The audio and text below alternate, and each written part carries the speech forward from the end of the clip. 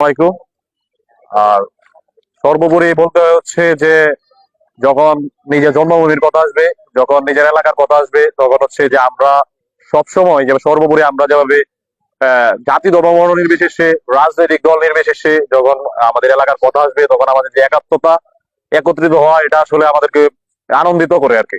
তো আমরা লক্ষ্য করেছি যে হচ্ছে যে আমরা আসলে ছোট থেকে যখন আমাদের 14 বছর বা আমাদের বাপ দাদা যারা আছে তাদের কাছে শুনছি যে শ্যামগঞ্জে সেই সোয়াই নদী, সেই সোয়াই নদীর স্রোত ধারা ছিল। আর এই সোয়াই নদী কেন্দ্রিক আমাদের যে ব্যবসা বাণিজ্য কেন্দ্র, যেমন আমাদের হচ্ছে আগে শুনতাম যে মাইমিসিং থেকে ট্রলার এই কলেজ মাঠের এদিকে এদিকে ফিরাইতো। তো আসলে এটা আসলে খুব অবাক হওয়ার জিনিস যে হচ্ছে আমরা আমাদের যে জেনারেশন সেই জেনারেশন বড় হচ্ছে, কিন্তু আসলে নৌকা ভিড়ানো কেন আমরা এখন সোয়াই নদীতে কোনো পানি পাই না, কারণ আমরা দেখছি বিগত শ্যামগঞ্জ বাজারে যখন আগুন লাগছে তখন আমরা পানি দেওয়ার মতো জায়গা পাই নাই।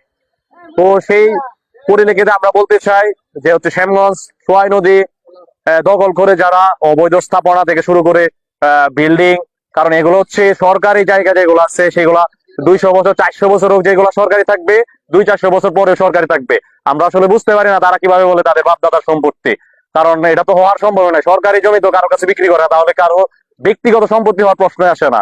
আর এই যে আমাদের সোয়াই নদী যে অবৈধ স্থাপনা, যে আমরা যেখানে দাঁড়ায় রয়েছি এনেও নাকি নদীর একটা স্রোত ধারা ছিল, কিন্তু আমরা এখানে কিভাবে আসলে আমাদের আমাদের পিছনে ঘর, আশেপাশে বিল্ডিং, এখানে মাটি ভর্তি, তো আমরা এখানে কোনো পানি দেখা পাচ্ছি না। আসলে এটা আমাদের অবাক করে। তো আমি সর্বোপরি বলতে চাই যে আমরা সবাই একত্রিত হয়েছি, শ্যামগঞ্জের জন্য একত্রিত হয়েছি, নিজের এলাকার জন্য একত্রিত হয়েছি। তো সকল সিনিয়র সকলকে আমরা আশ্বাস দিতে চাই যে আমাদের শ্যামগঞ্জের প্রশ্নে, আমাদের নিজের এলাকার প্রশ্নে আমরা সবাই এক থাকবো। আর আমাদের সোয়াই নদী যে পূর্বে যে আমাদের যে ধারা ছিল, যে স্রোত ধারা ছিল, সেই স্রোত ধারা ফিরিয়ে দেওয়া হোক।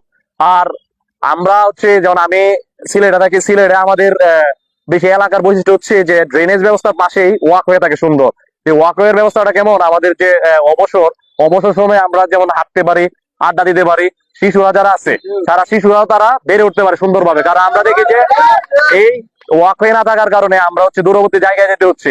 যদি আমাদের যদি এখানে যদি এই শ্যামগঞ্জ কলেজ থেকে যদি আমাদের মাঝিপাড়া ব্রিজ পর্যন্ত যদি আমাদের যে ওয়াকওয়ে ব্যবস্থাটা থাকে, তাহলে আমরা এখানে আড্ডা দিতে পারবো।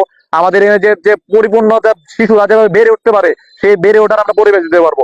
তো আমি শ্যামগঞ্জের যে আমাদের শ্যামগঞ্জ বাজার আমাদের 2 উপজেলায় পড়েছে, আমরা জানি যে গরিপুর ও পূর্বধলা উপজেলার 2 এমপি মহোদয়ের কাছে আকুল আবেদন যে আপনারা হচ্ছে শ্যামগঞ্জের মানুষের জন্য, আপনাদের নিজের ভবিষ্যতের জন্য, ভবিষ্যৎ জেনারেশনের জন্য ডিসি বরাবর, আমাদের নেত্রকোনা ডিসি বরাবর, মাইকিং ডিসি বরাবর বা উপজেলার নির্বাহী কর্মকর্তা যারা আছেন 2 উপজেলায়, তাদের মাধ্যমে যে শ্যামগঞ্জের যে যে সোয়াই নদীর যে পূর্ণ রূপ যা পূর্বে ছিল সেই রূপ ফিরিয়ে দেওয়া হোক, আর সুন্দর একটা ওয়াকওয়ে স্থাপনা করা হোক।